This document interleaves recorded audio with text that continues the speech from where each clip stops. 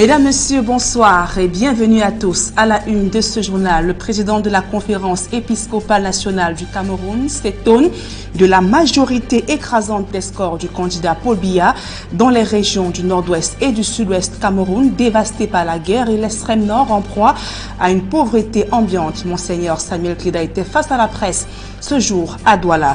Grincement de dents dans les rangs de l'opposition, des militants, notamment du SIF, des militants de ce parti, sont mécontents de la place qu'occupe le SIF, 4e sur l'échiquier national. Voilà pour le sommaire.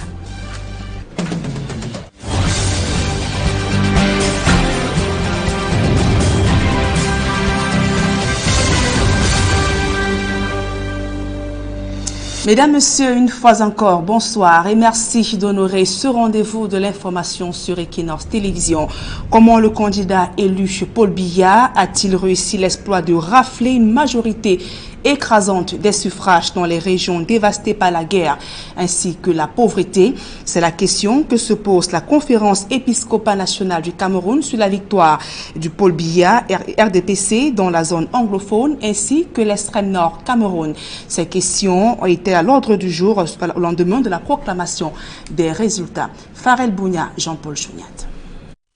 Au lendemain des résultats donnant le candidat Biya Paul vainqueur de l'élection du 7 octobre dernier, l'Église catholique s'interroge sur les scores très élevés du RDPC à l'extrême nord du pays. La pauvreté est partout. Alors, quand on voit aujourd'hui que ces gens ont voté pour ceux qui les dirigent actuellement, 89%, je dis ça me pose sérieusement problème.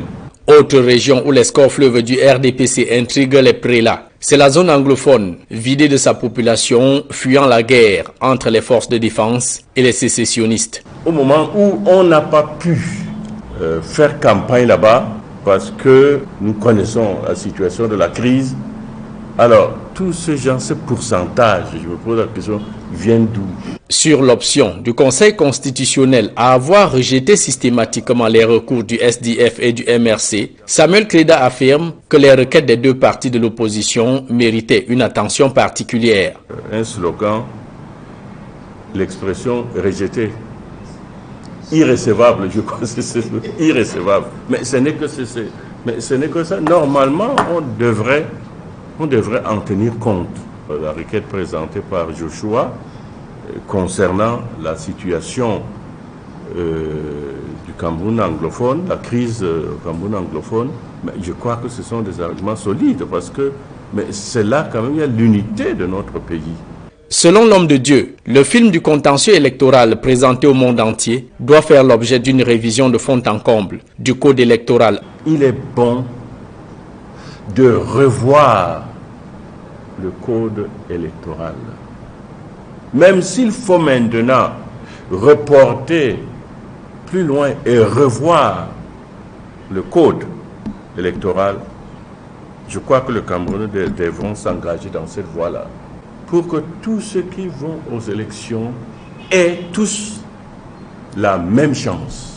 Au regard du mode opératoire des scrutins conduisant à l'immobilisme des hommes à la tête des États, Monseigneur Samuel Kleda s'interroge sur la nécessité, l'importance et la raison d'être des élections en Afrique centrale, une sous-région caractérisée par le maintien des hommes au pouvoir par tous les prix et à tous les prix. Est-ce qu'il est nécessaire dans certains pays africains d'organiser des élections? Et en particulier, je vois dans les pays, n'est-ce pas, de l'Afrique, les pays d'Afrique, de l'Afrique centrale. Et pour conclure son propos, l'archevêque métropolitain de Douala, Monseigneur Samuel Kleda, demande aux Camerounais d'éviter tout recours à la violence pour résoudre des revendications de droit. Et sur la déclaration de Maurice Kamto revendiquant la victoire, Monseigneur Samuel Kleda recommande aux instances de recours d'écouter, analyser et confronter les preuves du président du mouvement pour la renaissance du Cameroun. Nous l'écoutons. Si Maurice Kamto a des épreuves pour dire que c'est lui qui a gagné, ok, on doit l'écouter. On doit essayer de suivre, il doit présenter ces arguments peut-être qu'on doit arriver, n'est-ce pas, à lui prouver que réellement, il n'a pas gagné. Cabral a même déclaré officiellement que c'est l'opposition qui a gagné, qui a remporté cette élection. Donc il est tout à fait normal que, selon la loi, ils ont, n'est-ce pas, à se plaindre à ce niveau. Je suis parfaitement d'accord qu'on doit confronter parce que, mais ça c'est au niveau légal, ce n'est pas la violence qui doit être préconisée. Loin de là, mais au niveau légal, on doit les écouter parce qu'ils ont des arguments. Et sur la militarisation des points chauds des grandes villes du pays, Monseigneur Samuel Cléda indique que cela traduit un malaise et un manque de sérénité au sein du pouvoir. Nous l'écoutons une fois de plus. On a l'impression que d'un moment à l'autre, le pays va être attaqué. Cela pose problème. Ça veut dire que nos dirigeants savent qu'il y a quelque chose qui ne va pas. Il vaut mieux prévenir. Si 71 des électeurs ont élu le président, est-ce qu'on devrait avoir peur de dire que non, il faut mettre partout des soldats? Ça veut dire que ceci traduit même un malaise pour ceux qui disent qu'ils ont gagné ou pour ceux qui ont gagné. Il y a un malaise, la simple analyse montre cela, qu'il y a eux-mêmes qui sentent qu'il y a quelque chose qui ne va pas. Et au lendemain de la réélection de Paul Biya, on enregistre des messages de félicitations venant de plusieurs organisations et associations nationales. Mais sur le plan international, des réactions sont plutôt timides et d'ailleurs rares. Georges Mitterrandam et Eric Martial Ndiomo.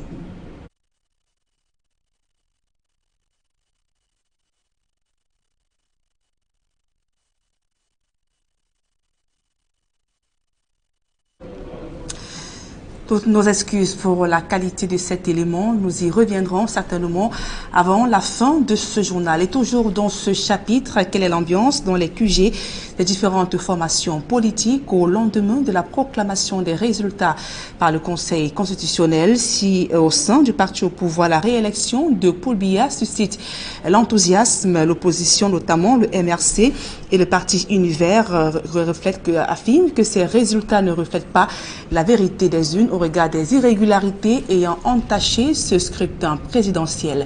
Emmanuel Diop Guizogo. À l'issue de l'élection présidentielle du 7 octobre dernier, le verdict des urnes a été rendu par le Conseil constitutionnel et Paul Biya déclaré vainqueur avec 71,28% de suffrages. Ces résultats soulèvent l'enthousiasme dans le camp de Paul Biya, où il est question de mettre en pratique la politique des grandes opportunités. Après avoir présenté sa vision de développement depuis qu'il est en charge du Cameroun, au titre du septennat qui va s'engager 2018, à partir de 2018, veut réaliser ce qu'il y met, une politique des grandes opportunités. Nous allons pouvoir y concourir.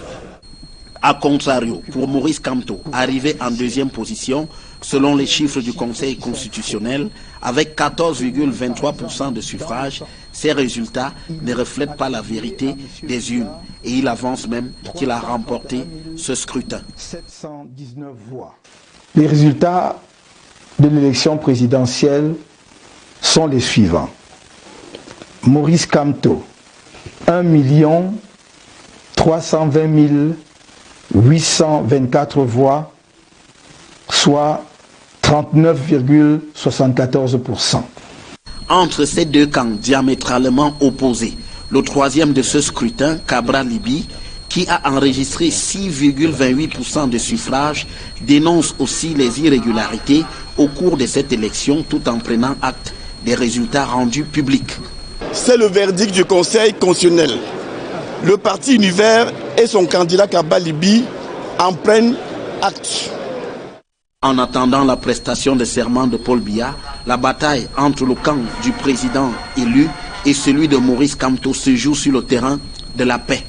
Dans le camp présidentiel, on défend l'idée d'interdire toutes les manifestations assimilées comme une menace à la paix, quand chez Maurice Kamto, on crie à la violation du droit de manifester constitutionnellement garanti aux Camerounais. Et des militants du SDF expriment leur déception après le score réalisé par le candidat à l'élection présidentielle. Ils affirment que le parti a été amputé d'une grande partie de son électorat dans les régions anglophones. Ces militants appellent à une mobilisation rapide pour relever la tête lors des prochaines échéances électorales au Cameroun. Le reportage de Mathilde Akemazou et Sylvestre Zangao. Quatrième de l'élection présidentielle du 7 octobre, avec un pourcentage de 3,36%. Joshua aussi, le candidat du SDF termine derrière Paul Biya, Maurice Kamto et Cabral Libi. Un score jugé mauvais par les militants du parti de la balance dont certains affirment que la campagne électorale a été malmenée. En réalité, notre parti a péché, notre candidat a péché. Et je reconnais que nous avons fait une très mauvaise campagne. Et en politique, ça paye cash. Nous avons été retrogradé en 4e position, mais je crois que pour mieux sauter, il faut reculer. Ça nous a permis de comprendre que il est facile d'être en haut, mais difficile de s'y maintenir. D'autres militants du Social Democratic Front accusent les partis rivaux qui auraient donné des coups en dessous de la ceinture. Cette campagne électorale a été marquée par un discours populiste qui visait à faire croire aux gens que le chairman avait gagné l'élection présidentielle de 1992, mais avait vendu. Et qu'il avait refusé de faire des recours à la Cour suprême et que c'est pour cela qu'on a volé la victoire du peuple. Je pense qu'il est important de dire aux Camerounais que ce discours est faux. Et donc, devant ce discours-là, la plupart des militants du SDF n'ont pas voté le parti. Un des candidats, avec ses partisans, ont lancé à la veille que le Nord Niger a balancé au MSC. Ça a joué beaucoup. Il y a eu beaucoup de gens, des sympathisants, des amis de l'Europe qui ont voté massivement pour le MSC. Je crois que c'était vrai. Au-delà de toutes ces récriminations, selon les militants, la situation de crise dans les régions anglophones, qui constitue un important bastion pour le SDF, a été défavorable au candidat Joshua aussi. Les militants qui étaient censés voter pour le SDF n'ont pas voté. Le Nord-Ouest n'a pas voté. Le Sud-Ouest n'a pas voté. Le SDF a été clair lors du contentieux électoral. Il n'y a pas eu d'élection dans ces zones et on ne peut pas considérer ces résultats. La page de la présidentielle 2018 se tourne. Il est question désormais de relever la tête lors des prochaines échéances. On a peut-être perdu la bataille, mais la guerre est encore en place. Moi, principalement, je suis réconforté parce que quand vous voyez le fort taux d'abstention, je me dis que c'est beaucoup de gens qui ont toujours cru au SDF qui ont dit qu'au lieu de ne pas pouvoir donner notre voix parce que notre candidat n'était pas très présent sur le terrain, il préfère s'abstenir.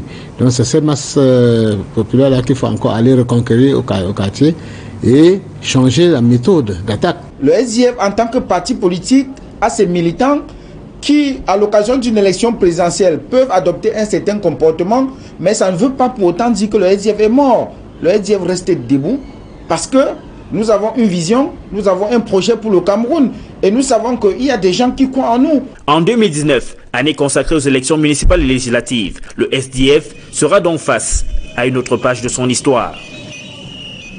Et Joshua aussi, le candidat du SDF, déclare avoir pris acte des résultats du scrutin présidentiel du 7 octobre dernier. Dans un communiqué rendu public ce jour, le député SDF invite le président de la République à écouter le peuple qui, selon lui, a besoin de paix, de réconciliation, travail et surtout de retrouver une patrie. Il a exprimé sa gratitude envers ceux et celles qui l'ont soutenu dans son combat politique. Arrivé 4e au terme de cette élection présidentielle, Joshua aussi place ses défaites sous le signe d'une profonde remise en question et espoir en des victoires éclatantes et à des batailles encore plus importantes à venir.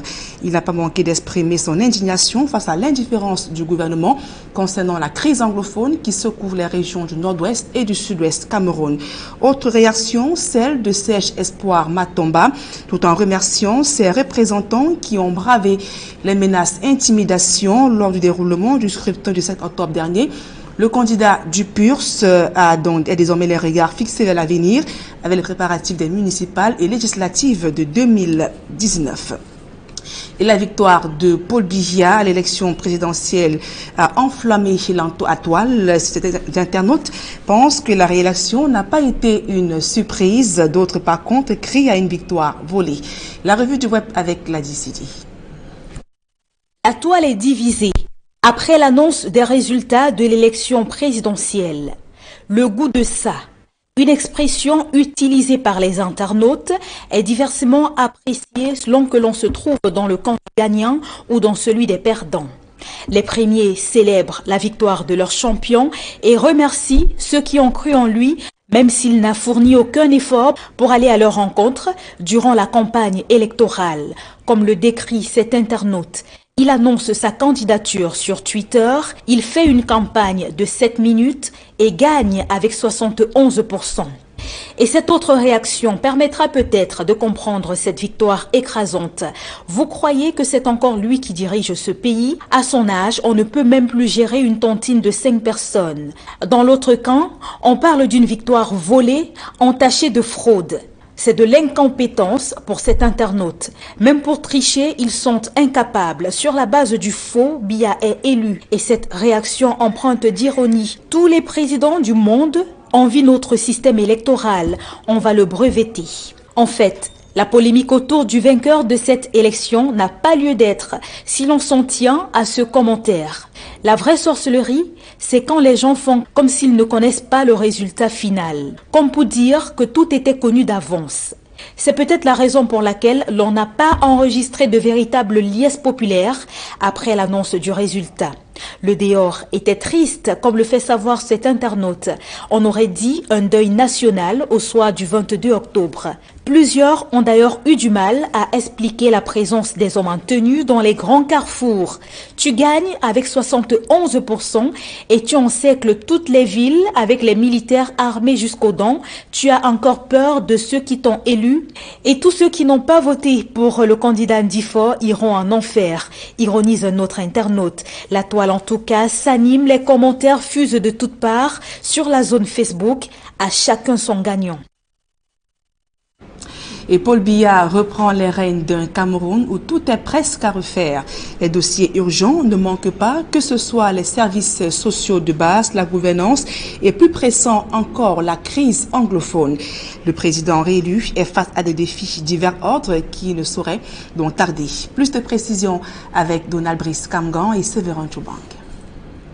C'était jusque-là l'un des principaux, sinon le principal acquis de Paul Biya en 36 ans de règne à la tête du Cameroun. La stabilité sociopolitique du pays est, comme elle ne l'a jamais été, menacée.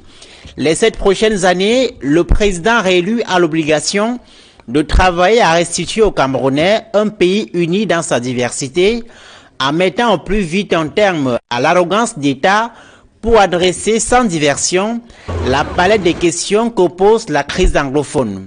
Le deuxième sujet d'urgence, à notre sens, le chômage. Ils sont plus de 100 000 qui arrivent chaque année sur le marché de l'emploi au Cameroun. Parfois formés, souvent très peu, d'autres ne le sont du tout pas. Dans un environnement économique chancelant, beaucoup sont réduits aux mototaxis. Le nombre réel dans ce secteur de la débrouillardise n'est pas encore connu cette fois. Le troisième chantier devrait être la lutte contre la corruption.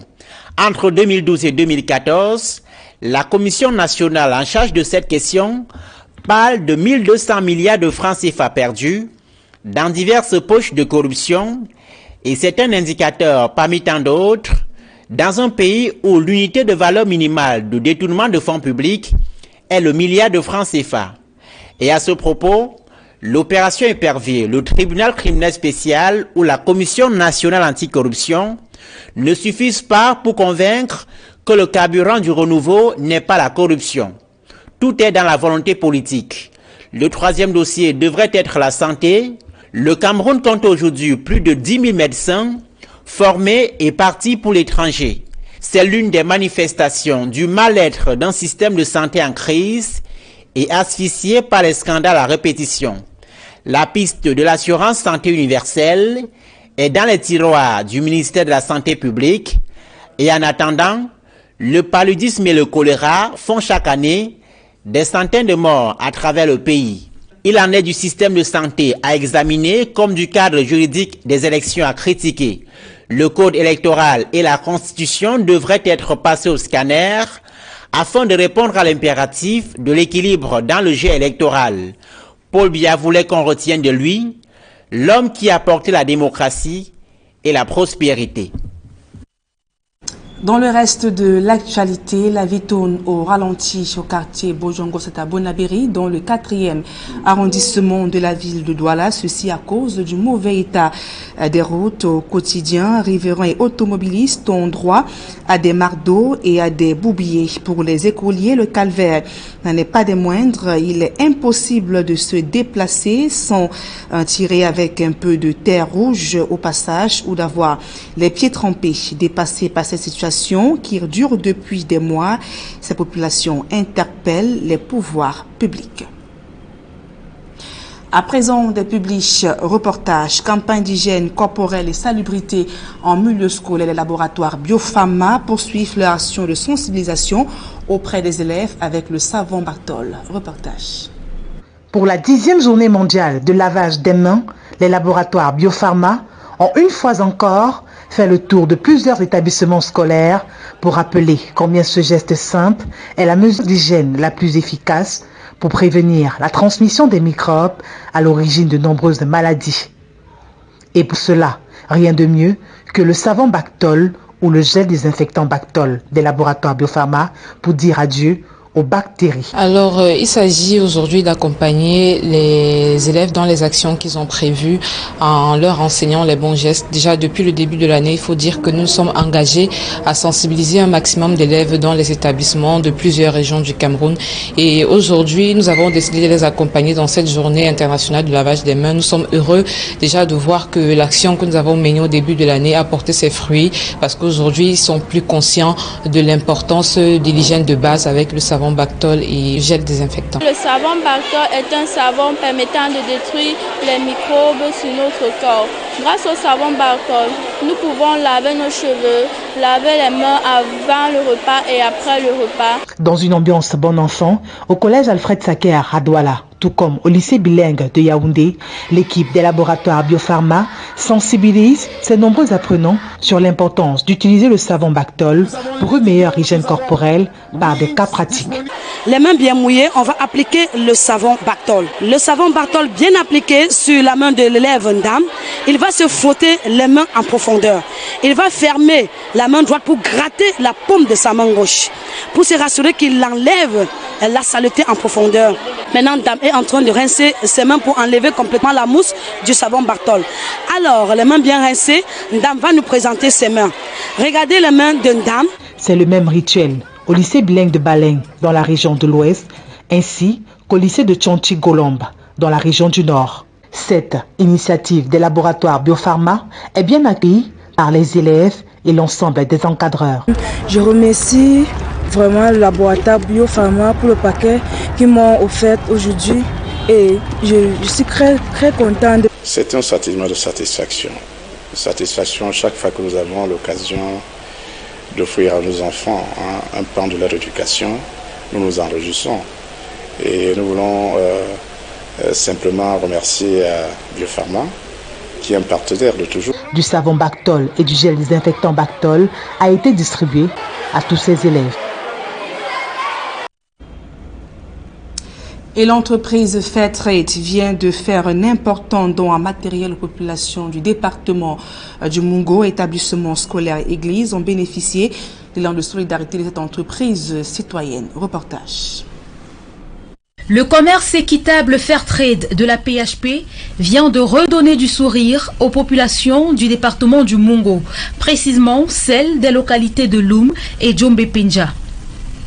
Le don est constitué de 150 chaises et 30 bancs octroyés à l'école Sonda Oumarou de Loum, une salle de classe équipée de 30 tables bancs et un bureau au lycée bilingue de Loum Chantier Gare. Un forage à pompe électrique pour les populations de Djombe qui souffrent d'un déficit en eau potable. Sans oublier le coin toilette complètement rénové pour les élèves du primaire. Ce bâtiment est venu ajouter un plus au lycée, c'est venu donner un décor parce que nous avons un bâtiment en semi-dalle. Donc nous espérons l'année prochaine nous aurons un bâtiment en étage.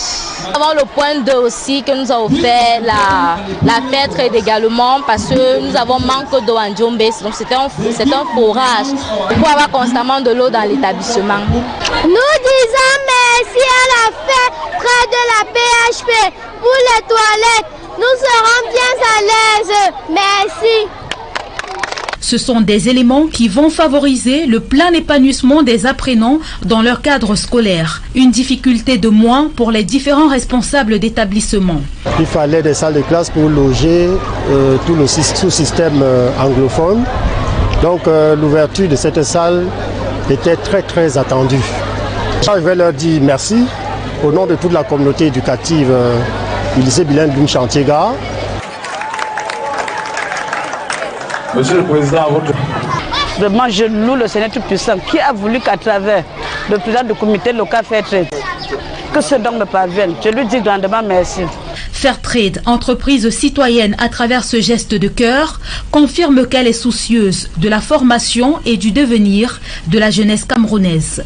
Ce que nous voulons signifier à travers ces œuvres, c'est la citoyenneté de notre entreprise qui participe au développement.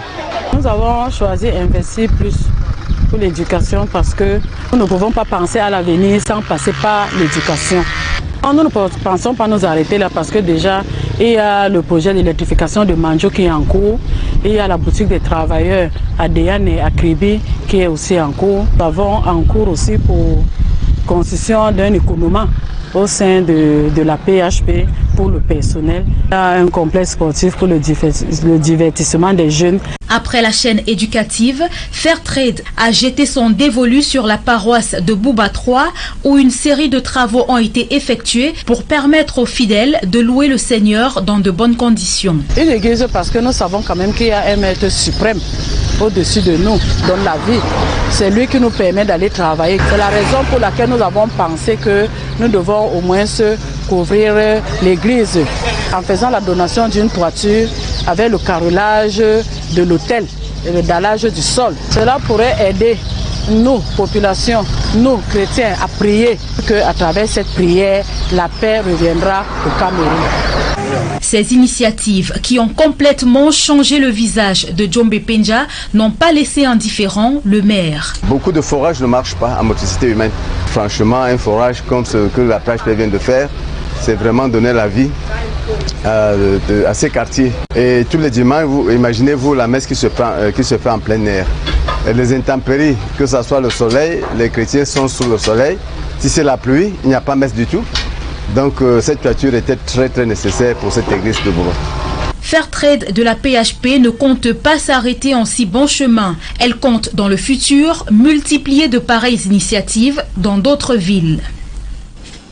Comment bien gérer son entreprise? Cette thématique était au cœur des travaux de la Cameroon Women Business Association qui vient de clôturer ses séminaires de formation des femmes entrepreneurs. Objectif d'en faire émerger des femmes afin qu'elles deviennent de véritables actrices du développement au Cameroun. Reportage.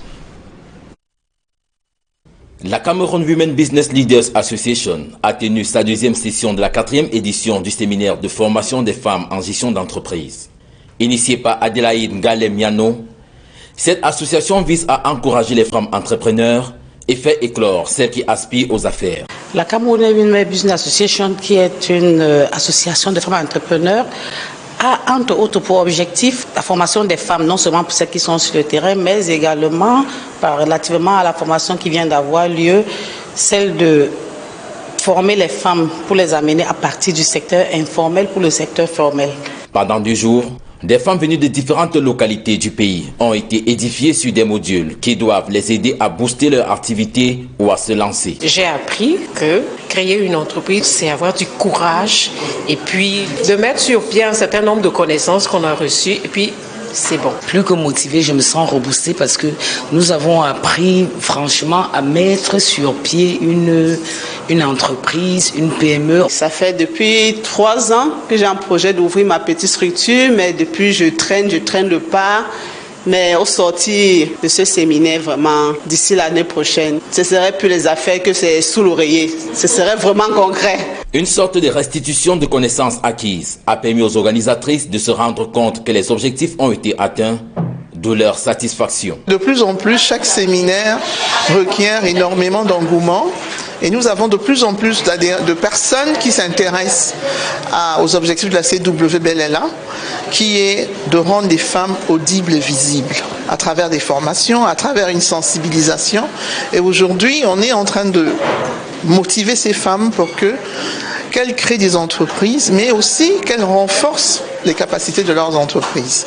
Donc, nous pouvons être satisfaites. C'est tout sourire aux lèvres et à tour de rôle que chacune des participantes a reçu son parchemin de participation à cette formation. Elle en repart très satisfaite. At the end of the training, my impressions are very great because I think I attained my objectives, because I realized that from the weak points that I have, I need to use it to fix the objective and then bring out the action point.